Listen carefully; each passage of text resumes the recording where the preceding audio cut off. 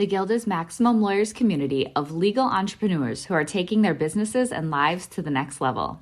As a Guild member, you'll build relationships, be held accountable, and learn strategies specifically designed to get you unstuck and accelerate your plan for growth. Members are also granted exclusive access to masterminds hosted around the country. Our next event is coming up, and we're heading to Scottsdale, Arizona. There's something truly magical about the power of these in-person connections where real-time breakthroughs happen. Picture this. You're surrounded by like-minded law firm owners tackling your business and mindset challenges together. The energy is electric, the insights are transformative, and the results are game-changing. Investing in yourself is the best decision you'll ever make. The knowledge, strategies, and breakthroughs you'll gain are priceless assets that will supercharge your practice and propel you forward. Join the Guild and secure your ticket to Scottsdale at the best possible price by visiting MaxLawEvents.com. Run your law firm the right way. This is the Maximum Lawyer Podcast. Your hosts, Jim Hacking and Tyson Mutrux. Let's partner up and maximize your firm. Welcome to the show.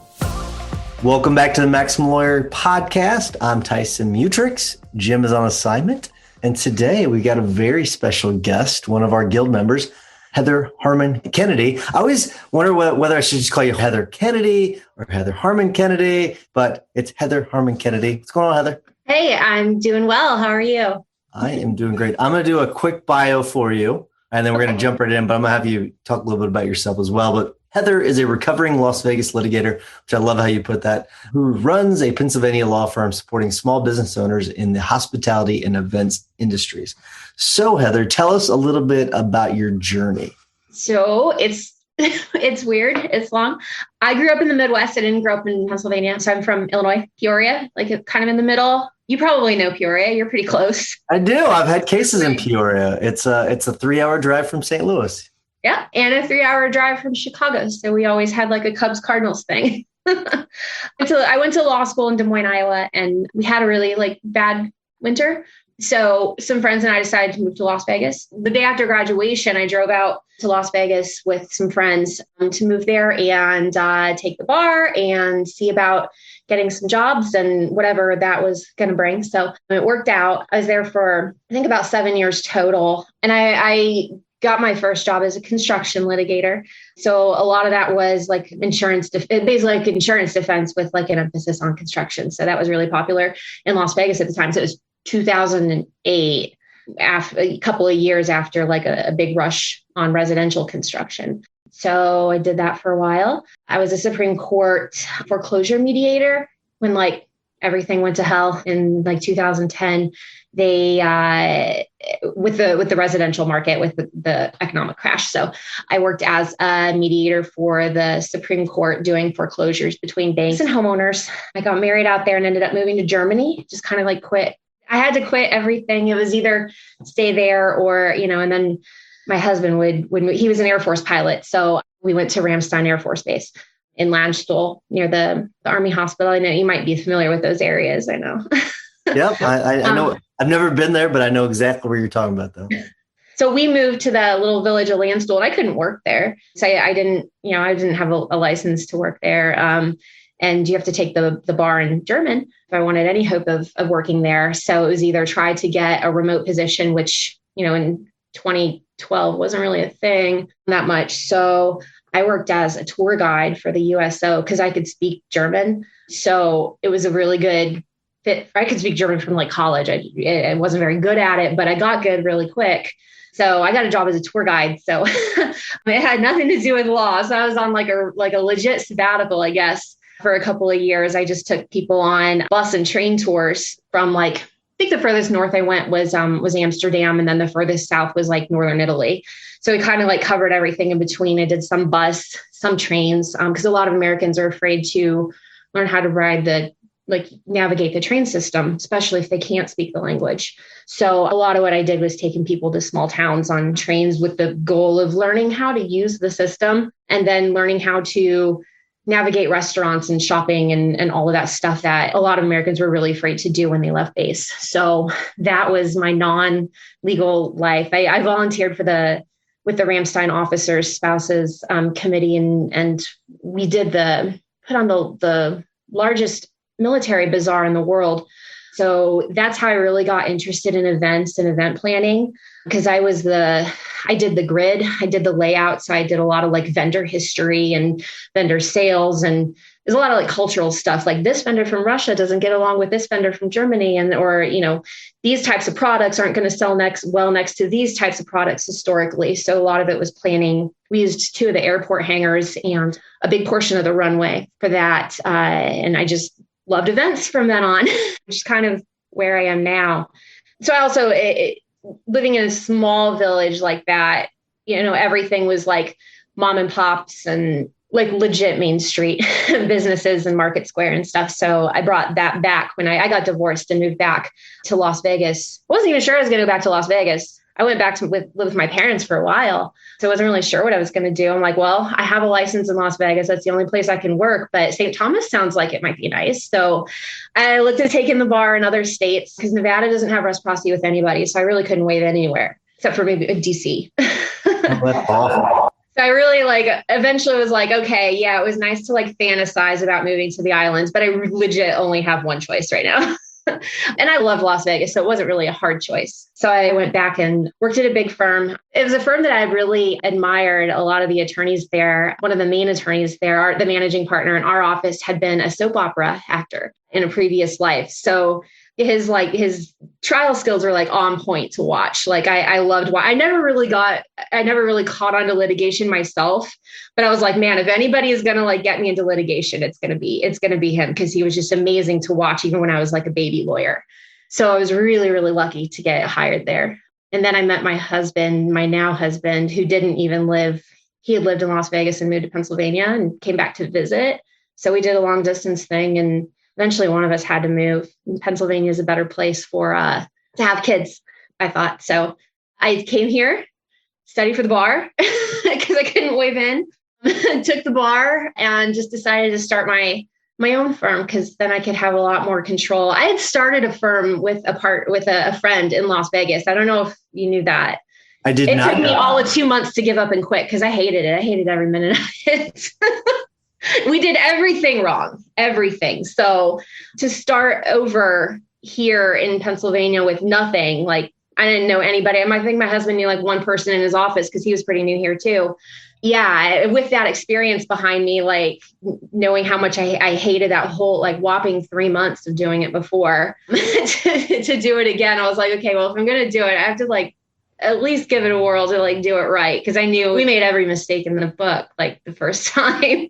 So I just, did it again, because that'd be the best. We knew we wanted to have kids, and, having a job like what I had before in Las Vegas just wasn't going to work out. So tell me about the thought process that you went through when it comes to relaunching a firm, and the things that you really thought about, and the feelings and the emotions that you went through. Because by this point, you had, taken a sabbatical, you lived in a completely different part of the world. You've come back in and actually started practicing again. So tell me about that emotion, those emotions, the thoughts, everything that you were going through when you decided to relaunch a firm. So I kind of felt that there really was just one choice to do my own firm. I probably could have got a job here. Would have been tough. I didn't go to Pennsylvania law schools. I didn't know anybody, but I had experience that I think I could have gotten one. But I really just, when talking with my husband about it, was there's really one choice, I can't be doing to me, litigation was super stressful. I did not have the personality that enjoyed it. And that was almost 100% of my experience. So I knew, well, if I try to get a job here, I'm going to have to try to go in-house, and I don't have experience. So there was no choice, I think. No decision as to, do I get a job? Do I start my own? I think it was always, you have to start your own. But then the hard part was figuring out, well, what are you going to do? And how are you going to learn how to do it? Because I knew I wasn't going to do litigation. That was the only real thing I had experience in. And how are you going to find people, clients to pay you to do it when you're essentially brand new? So while I was studying for the bar, I got my real estate license with a brokerage out here, because I figured real estate was something that I was very interested in. I do commercial real estate now, but I don't touch residential anymore. But at the time, I didn't know that. So I thought, okay, well, the first thing I need to do is learn. So I learned the industry, like the Western Pennsylvania real estate industry, through getting my license and working as a realtor while I was studying for the bar and waiting for my results. So yeah, the emotional part was really just dealing with how am I going to learn something brand new and build a practice around it and get good enough at it that people will actually pay me to do it when I haven't done it before. So it's interesting. I mean, you lived in Vegas, which is arguably the biggest industry when it comes to hospitality in the world, right? Arguably, if not, it's one of the top, right? And then you go over to Germany and you're a tour guide and you get into hospitality out there. So how does that prepare you to deal with clients that you're now representing in those industries? So I don't want to say I understand the intricacies from living in Las Vegas, but I understand what a lot of the culture of the industry is like from living in Las Vegas, although it's very different in Western Pennsylvania because we're not a 24-hour town. From Germany, the thing I think that I got the most out of with the event planning was the different personalities. Like we had vendors from like 35 some countries that we were dealing with throughout the year because it was a year-long planning process. And it doesn't really carry over to the legal part, but it does because a big part of my job is understanding the business that my clients are in, even though I'm not technically in that business. So it helped me to learn, how the past sales are analyzed, how events work, how events come together, what kinds of things can go wrong at a large event. And this happened to be a sales event that I had the experience in, but there's all kinds of events in Las Vegas. And some, I did some of it from the litigation side, like, things that could potentially go wrong. And I feel like construction actually weighs in on a lot of that because a lot of the events have temporary structures and things like that. But it was mostly dealing with people and getting to understand how, especially big events. So we're talking, antique shows, flea markets, vendor shows, stuff like that come together and what goes on behind the scenes that kind of helps me understand what the clients are doing and what the clients are dealing with that's totally separate from the legal aspect. Have you heard? MaxLawCon is back live and in person this fall at the Ameristar Casino Resort and Spa in St. Charles, Missouri. This event is for you if you're searching for the best ways to scale your law firm and you're craving connections with like-minded legal entrepreneurs. MaxLawCon 2021 has an exclusive Guild member mastermind day on Monday, October 11th, with the 2-day general conference on Tuesday, October 12th and Wednesday, October 13th. These 2 days will be full of actionable, proven, strategic content from experts that have been in your shoes. To learn more and grab your ticket today, head to maxlawcon.com. I mean, we're talking about an industry that it's honestly not a huge industry, doesn't seem. And then the number of people in that industry that actually need a lawyer is even smaller. So I guess, first of all, let's start with how do those clients initially find you? A lot of the clients I have, so actually I'll back up because I don't do just events. In fact, a very small portion of what I do are the big like kind of events that I was just talking about. A lot of the clients that I work with in the events industries are in weddings, are in catering, so you could also consider it the hospitality industry because I consider hospitality food and beverage as well. So that opens up restaurants. So do I. Yeah. So do I. Yeah. Stuff like absolutely. That. Yeah, I do too. So is this all referral based? How did they find you on the internet? I mean, when do they, and also my next question is going to be, so if you want to address this too, is like, when do they realize that they need you? I do a lot of startup. In fact, that's how I get most of the clients I'm doing like specific industry work for comes from startup work I did years ago. So I work with I work with a couple of like business incubators, which is actually where I got most of my clients from when I started. And through the life cycle of their businesses, it's 3 years later now from when I started. So now they're actually coming back for stuff that they need that is specific to their industry, when what I did for them before was not specific to the industry. It was really getting the business up and running almost from a strictly business perspective. And sometimes we would do contracts and sometimes they weren't even there yet because they were still in like the planning stages of their business. Because when you work with an incubator, the incubator helps walk them through a 6-month or a year-long business planning process, a lot of times before they even go out and try to start to sell. But during that business planning process, part of what they do is they get usually an LLC. So we do the very like basic legwork a lot of times before the clients even focusing on what they're going to be doing for their business. So then they come back to me a couple of years later. One of the programs that I work with, they work with women-owned, minority-owned, and veteran-owned businesses, and they have programs specifically for, especially now under the CARES Act, we're working with a lot more hospitality industry clients because they've been hurt so badly by the pandemic. Right before pandemic started is when I kind of decided I'm going to niche down into events and hospitality because I had enough clients just in general business. I'm like, okay, now I want to niche into just this industry. And like 2 months later, pandemic happened. So I'm like, okay, I'm not going to niche now. And then it just kind of happened along the way because that's where the grant money was directed towards those clients in that particular industry that I kind of pumped the brakes on. Yeah. So the pandemic is interesting because you'd think for what you do, it would cause a dramatic decrease in revenue for you. So how were you able to deal? I mean, I know you're talking about the grant money and everything, but I guess how were you able to really still sustain your growth during the pandemic? So one of the first things I did was I joined the guild. I'd been on the Facebook page on and off for a while. And when pandemic hit, I was like, oh man, like I really need to actually start thinking about and focusing on how my firm's going to survive through this. Cause I kind of see the writing on the wall. Honestly, I just been kind of like, hadn't been very organized in my efforts. I hadn't been very intentional in any efforts. I was still a pretty new firm. I think when pandemic hit, I was like at 2 years. And so I'd really just been focusing on I need to learn, learning what I'm doing and expanding what I can offer to people. And then when pandemic hit, it was like, well, okay, yeah, here goes potentially a lot of my clients, a lot of work. What if I don't have any new work for a year because people aren't starting businesses, or if they are, they're not going to be able to afford what I do. So I kind of shifted gears from learning about the substantive area of law, because that was pretty new to me. So shifting from learning the substance to shifting to learning how to actually run my firm so that I could make it through.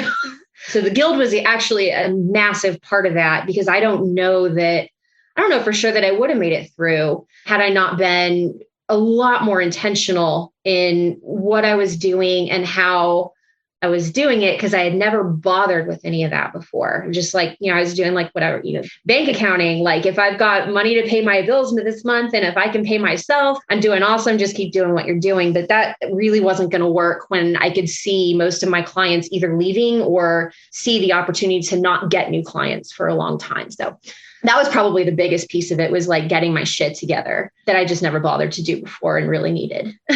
Yeah, you had one KPI, just the bank account balance. That was it. And at the point, I didn't even realize it was a KPI. That's pretty funny.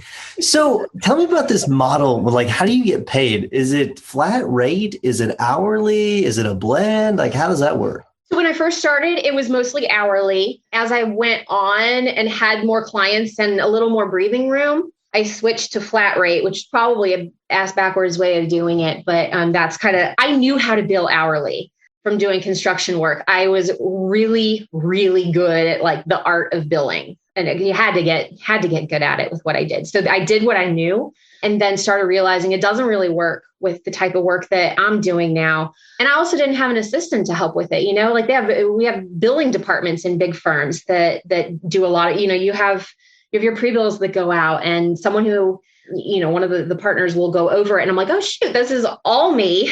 I'm not pre-billing for anybody else, at least just myself. But it was a lot of time, stress, and energy. It didn't really seem to make sense for me from my side. It's just what I knew how to do. And it didn't really seem to make sense from the clients either, because I couldn't answer their questions as to like, what's this going to cost? And that is like legitimately the number one concern. I know in the group, we talk about people who are, all they want to know is like how much it's going to cost because they're so money focused. But for my clients, I really understand why they're so money focused, because when they're starting up, they've probably just quit a job and lost, or if they're at that point, they've potentially quit a full-time job, lost all that income. They have a very like small bank account that they're trying to bootstrap to get everything done that they need in their startup stages. So I think they legit like do have money concerns. So I tried to figure out what can I do to resolve those, which I'd never really had to think about before as an attorney, because I never really had to deal with how the billing relationship worked, because I was just an associate at a big firm. So that was I guess a tough but a necessary transition to like go away from what I knew how to do, which was hourly billing I'm a rock star at, to flat fee that I'd never done before or learned about. And now I bill almost exclusively on flat fee. I figured out over time ways, everything that I do, I can work into a flat fee somehow. And the stuff that I don't think I can work into a flat fee, I do it anyways. I just have very specific, I spend a lot of time on my engagement letters with those particular clients that don't like fit into a box, just so they can have a flat fee, or at least a flat fee for a portion of it. The only thing I do hourly is government funded work. Like if it's a government contract, I have to bill that hourly because that's how the contracts work. So I still do hourly billing, but only for the clients that like come through an incubator or a program that's getting funded by government money or by incubator money that requires it. Gotcha. I really want to dig deeper on this whole topic. I could go an hour, but we're going to have to start to wind things down. But I want to talk about the future, really. I guess, where do you see this headed? Like, what's your vision for what your firm's going to look like? So my vision revolves around the amount of time that I put into it. For example, in the summertime, I have about 4 hours a day right now that I can commit to work, because my son, as soon as I'm done here, he goes to swim practice. And after swim practice, then I'll take him to daycare, and I'll have about 4 hours before I have to pick him up for boxing training. So in the summer times, I'll have about 4 hours to commit. When he goes to school in the fall, I'll have about 6 hours to commit, and I don't work weekends. So that's really the vision around my firm, is efficiency and convenience, both for myself and my clients. So another reason why the flat fees were a big deal, and like getting my crap together is a big deal, because I know that I don't want to have a lot of staff, because that would take, I believe, more time out of my day in the end. But I do want to have a lot of tech that does a lot of work for me. So right now I have a virtual assistant that just helps me with assistant stuff. I have one of Sandy Van's virtual assistants that help me with phones and some secretarial stuff. And then I have an Instagram assistant, and my mom, who is still training to be a paralegal for the estate planning practice that I haven't even launched yet. So my vision is 6-hour workday. It's pretty unrealistic, but I'm actually getting there slowly. Does that answer your question? Yeah, absolutely. Because I think it definitely shows people it's, a different way of running a firm, and that I think it's cool because it fits in perfectly with what you want for your life, right? Not everybody needs to get to 50 lawyers, like that's just not what they want. And it's not what you want. You built a practice around what you want and what fits your vision. So I think that's a great example. I actually couldn't have asked for a better explanation. So I'm glad that you shared that. So that's perfect. All right. We have to wrap things up. Before I do, I want to remind everyone to go to the big group, the Facebook group. That's where Heather started, in the big group. And then I want to remind everyone, if you want to go and join us in the guild, go to maxlawguild.com. It's a great place to meet people like Heather and other great lawyers that share their visions, their ideas. It's just a great place. And then if you're interested in going to the conference, make sure you get your tickets, maxlawcon.com, before they run out. All right, Heather, this is where I normally kick it to Jim, but he's not here. So what is your tip or hack of the week? Mine is Book Like a Boss. I bought it on App Sumo, and like the other 12 things I bought on App Sumo, I was like, yeah, I might use it, I might not, whatever. And I started using it about a year ago, and I am in love with it to do my booking and my scheduling. It lets me do digital products. I can do free consultations, because my thing with my clients is I want them to be able to, you get what you pay for. So they can pick a 15-minute free, or they can pick a half an hour paid, or they can pick an hourly paid, because that visualizes it, and it can do it all through one landing page. And they can also buy a simple LLC package on a landing page. They can buy digital products on a landing page. So, and you can put a chat widget on your website. I just learned this. You can put a chat widget on your website that will let them immediately book through the widget or buy a product through the widget. So I'm excited to get started on that. But Book Like a Boss has been huge for me being able to do essentially my intake all in one spot and then zap it to my CRM. This is really cool. I'm looking at it right now, and they've got a cool little pricing plan, like the little slider to see like what it would cost you. It's actually fairly cheap. I mean, like for example, if you only have 3 users, it's $350 or $35 a month. I mean, so it's actually pretty cheap. So nice. Yeah. And they've got a lifetime right now. It's like $1,000, but it's lifetime for like a company with as many like people as you want to have on it. So you don't have to buy separate users every time. So I'm really happy with them. I'm going to go play with this and see if it's something that will fit for us. So that's perfect.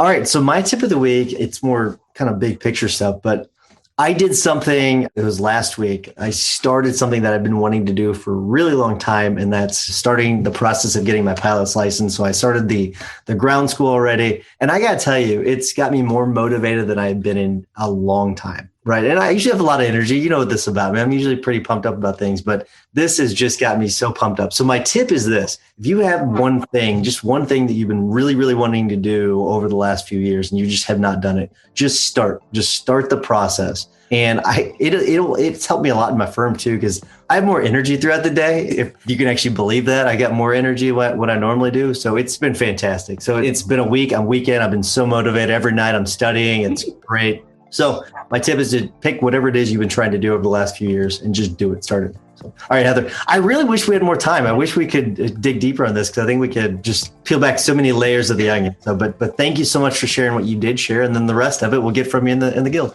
Absolutely. It was great talking to you, Tyson. Good talking to you. Great. Bye. Bye. See ya.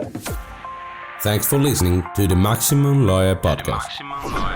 To stay in contact with your host and to access more content, go to MaximumLawyer.com. Have a great week and catch you next time.